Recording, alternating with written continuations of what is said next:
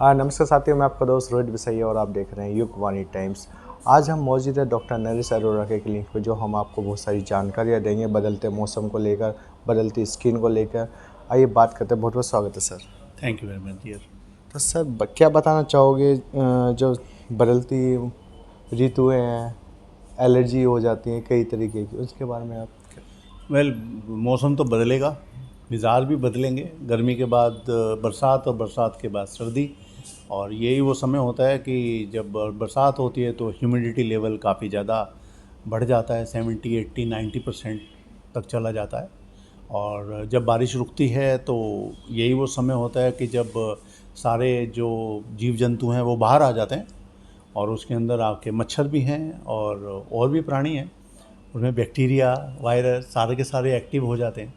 और जितना वो एक्टिव होंगे वो आपको बॉडी के अंदर एलर्जी ज़रूर करेंगे। और एलर्जी करने का मतलब कई तरीके से उसको आप देख सकते हैं। एक होता है जो विजिबल आपकी एलर्जी होती है, जिसके अंदर लोगों को अस्थमा की प्रॉब्लम आ रही है, सांस लेने में दिक्कत है, साइनस की प्रॉब्लम है, बाल झड़ना, चेहरे पे मुहासे होना, या इसके अलावा स्किन के ऊपर एलर्जी होना, पूरी बॉडी के अंदर रैशेस होना, ये आम बात हो गई है। सेकंड, जिन लोगों को इस मौसम के अंदर अगर आप ओवरऑल देखें पानी की समस्या, क्योंकि वाटर बोर्न डिजीज़ भी काफ़ी होती हैं और इसमें इन्फेक्शन भी होता है, तो पेट के इन्फेक्शन काफ़ी बढ़ जाते हैं। ओवर एसिडिटी होना, कॉन्स्टिपेशन या कब्ज़ होना, और इसके अलावा बॉडी के अंदर, पेट के अंदर ब्लॉटिंग होना, मतलब गैस बनना ज़्यादा, ये काफ़ी ज़्यादा हो जाता है। और यही वो कारण बनते हैं जिससे कि आपकी बॉडी, चाहे वो आपका फेस हो या कुछ हो, या इंटरनल आपकी इम्यूनिटी काफ़ी डाउन होती है। और जब इम्यूनिटी डाउन होगी तो फिर ऑटोमेटिक है कि आपकी बॉडी के अंदर कोई भी चीज़ का इन्फेक्शन बहुत जल्दी आएगा। तो इम्यूनिटी को कंट्रोल करना बहुत ज़रूरी होता है, और पेट को इस समय ठीक रखना ज़रूरी होता है। और वही आपका तत्व बनेगा कि कैसे आप अपने आप को, जिसको हम कहते हैं कि हेल्दी बॉडी लेके चलोगे। दिवाली के समय आते आते साइनस की जो उनको प्रॉब्लम होती है, तो काफ़ी दिक्कतें होने लग जाती हैं कि छींके स्टार्ट होना, सांस लेने में प्रॉब्लम होना, इस तरीके की। तो इसके लिए क्या बताना चाहोगे? वेल, सिर्फ सवाल इस चीज़ का नहीं है कि दिवाली के मौसम के अंदर आते आते सांस लेने में तकलीफ़ आती है। सांस लेने में तकलीफ़ इसलिए भी आती है, और वो एक इन बॉडी के अंदर प्रॉब्लम का कारण भी बनता है कि एटमॉस्फेयर के अंदर ह्यूमिडिटी क्योंकि ज़्यादा होती है, मॉइस्चर या आर्द्रता बहुत ज़्यादा होती है। तो ऐसे के अंदर क्या होता है कि जब बहुत ज़्यादा ट्रैफिक हो या कंस्ट्रक्शन एक्टिविटी जैसे दिल्ली के अंदर बहुत ज़्यादा हो जाती हैं, तो उसकी धूल मिट्टी जो होती है वो पूरी तरह से ऊपर नहीं जा पाती, ना सेटल हो पाती है। वो पानी है तो पानी के अंदर घुल के वो आपके एटमॉस्फेयर के अंदर रहती है। तो यानी कि ये वो समय होता है जहाँ पर ना तो स्मोक कहते हैं हम लोग, और ना ही पूरी तरह से पोल्यूशन कहते हैं, वो स्मोक का कारण बनता है। और स्मोग आगे आने वाले समय में पराली जलाने की भी एक, जिसको हम कहते हैं कि अक्टूबर नवंबर में जाते जाते हम दिल्ली वालों को ये गंदी आदत हो गई है कि हमें दूसरों के ऊपर उंगली उठानी होती है कि पराली जल रही है तो इसलिए मेरे को प्रॉब्लम है। तो भाई मैं अपने आप ही को सही कर सकता हूँ, रादर दैन कि मैं देखूं कि एटमॉस्फेयर के अंदर क्या हो रहा है। जो हो रहा है वो हो रहा है, वो उसके अंदर ही आपको जीना पड़ेगा। तो ये 1 डेढ़ महीना ऐसा ज़रूर जाएगा जिसके अंदर बहुत ह्यू एंड क्राई होगा।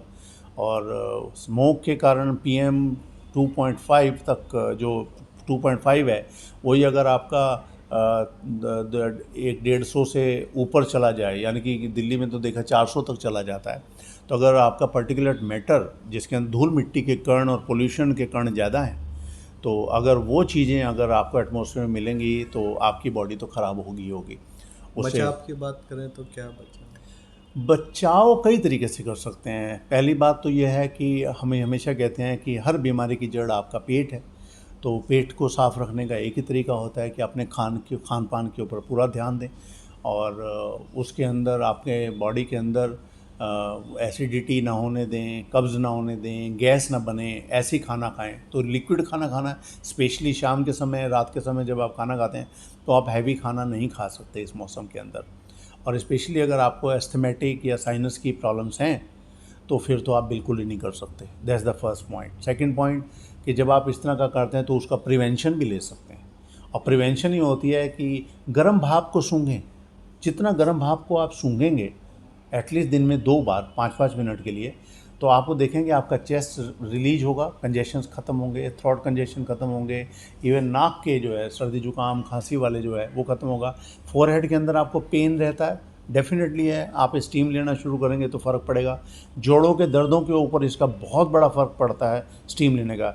और सोने पे सुहागा हो सकता है अगर आप उसी स्टीम के अंदर मेरे ख्याल 5-7 तुलसी के पत्ते डाल दें, या 2 बूंदें तुलसी ऑयल, जिसको हम बेसिल ऑयल कहते हैं, एरोमा थेरेपी ऑयल होता है, वो आप उसमें 2 बूंदें डाल के उसकी भाप को 5 मिनट के लिए सुबह और शाम सूंघें। और जितना सूंघेंगे मैं ये मान के चलता हूँ कि आप अपने बीमारियों को से अपने आप को काफ़ी हद तक बचा पाओगे। और उसके अंदर एक और चीज़ मैं जोड़ देता हूँ, ये सिर्फ कह देना कि मेरे बाल झड़ रहे हैं तो मुझे बालों के लिए कोई प्रोडक्ट चाहिए, या मेरे फेस के ऊपर पिंपल निकल रहे हैं तो मुझे मुहासों के लिए कुछ चाहिए, बिल्कुल नहीं चाहिए। आपको अंदर की अपनी समस्याओं को दूर करना है।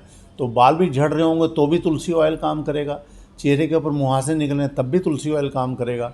और ऐसे कई ऑयल्स एरोमा थेरेपी में होते हैं कि जो कि आपके आसपास मिलते हैं, और उनको यूज़ करके आप अपने जो बॉडी के ऊपर जो दिखाई दे रहा है एक्सटर्नल, उसकी बीमारियों को भी दूर करते हैं, लेकिन उससे भी ज़्यादा दूर करते हैं आप अंदर की बीमारियों को, जो कि ज़्यादा ज़रूरी है।